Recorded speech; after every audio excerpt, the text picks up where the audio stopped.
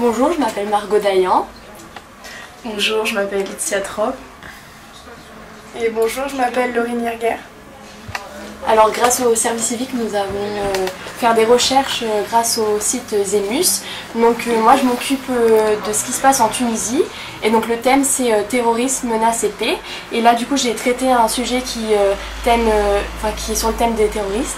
Et en gros on a vu avec l'organisme des Nations Unies que le rythme des attaques terroristes avait baissé mais que ça n'allait pas durer très longtemps. Du coup l'organisme Daesh en gros va préparer des attaques qui sont très discrètes, comme on dit. Et du coup ça va être lancé fin 2019. Voilà, on n'a pas plus d'informations pour le moment. Alors moi j'ai lu un article qui parle de la Tunisie et par rapport à la France. Et c'est un article qui parle du ministre de l'Intérieur, monsieur Hicham Fourati, qui est allé rencontrer l'ambassadeur français à Tunis. Et c'était une réunion où ils discutaient sur les moyens de renforcer la sécurité entre les deux pays. Et aussi pour la lutte contre le terrorisme et la criminalité.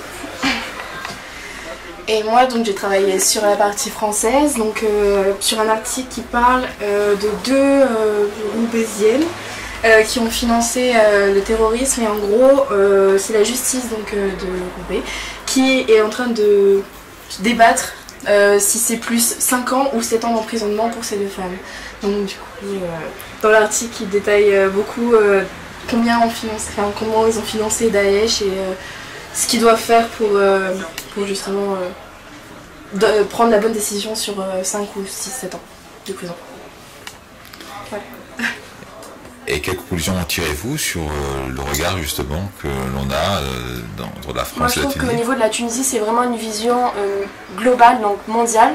C'est pas centré sur la Tunisie alors que l'analyse française c'est centré sur la France.